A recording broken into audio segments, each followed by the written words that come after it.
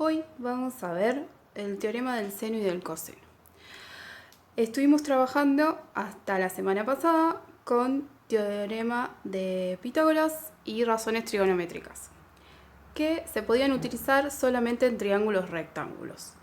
Hoy vamos a ver qué sucede cuando los triángulos no son rectángulos, cuando lo que tenemos son triángulos oblicuángulos, que son los triángulos que no tienen ángulo recto.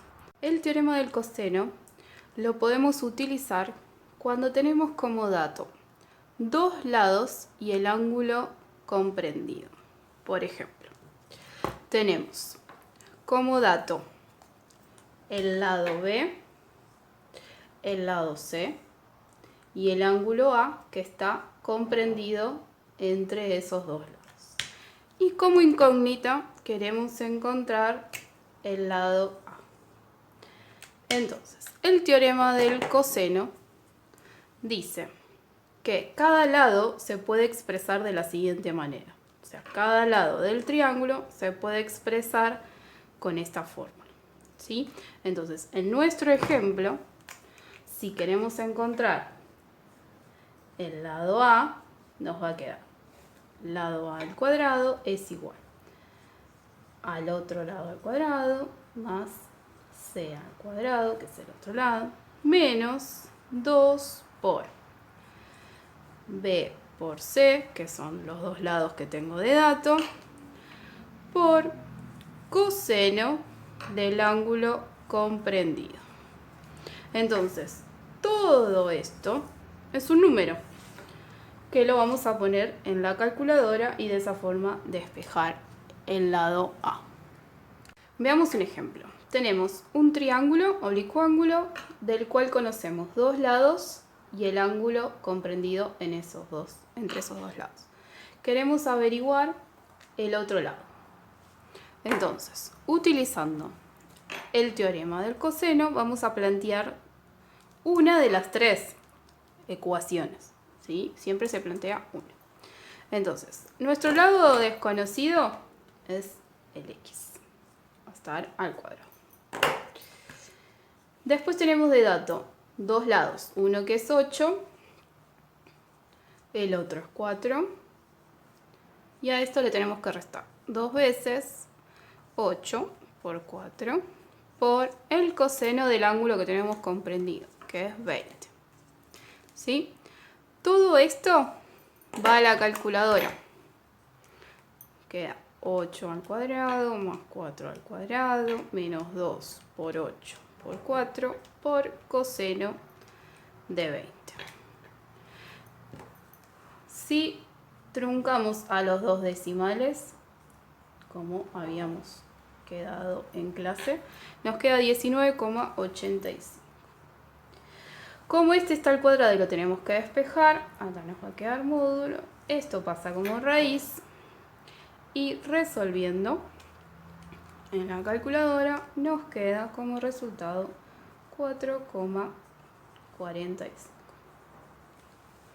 que es el valor del lado del triángulo que queríamos encontrar. Otro ejemplo para utilizar el teorema del coseno es cuando tenemos los tres lados del triángulo, pero queremos encontrar alguno de los ángulos interiores del triángulo. Entonces, ¿qué pasa? Vamos a utilizar el teorema del coseno, pero ahora nuestra incógnita va a ser uno de los ángulos, ¿sí?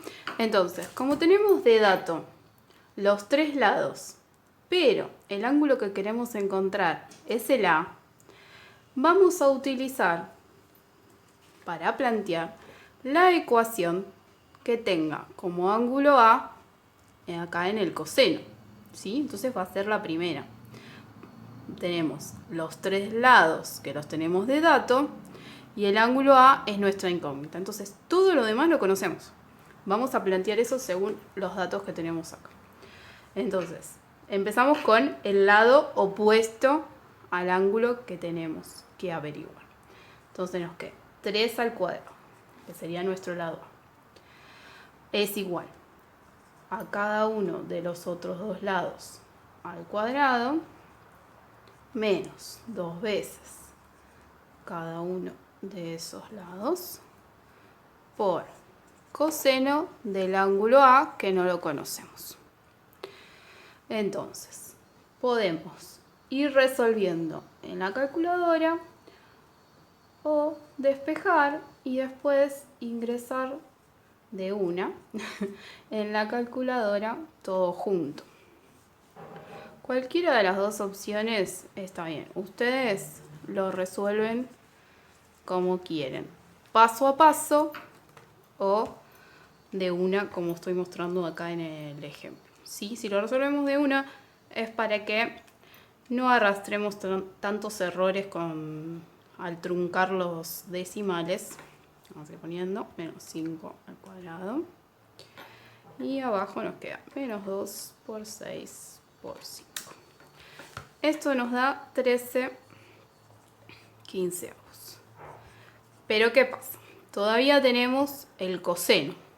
Y como habíamos visto en la actividad anterior, el coseno pasa como arco coseno. Entonces nos queda ahí. Despejamos el ángulo y en la calculadora el arco coseno es shift coseno. Nos queda shift coseno de 13/15, que nos da 29,92. Pero acuérdense que tenemos que pasarlo a grado, minuto y segundo, que está en la calculadora, que tiene el circulito y las comillas. Entonces la respuesta es 29 grados 55 minutos 35 segundos. Entonces de esta forma, utilizando el teorema del coseno y teniendo los tres lados, puedo averiguar uno de sus ángulos interiores.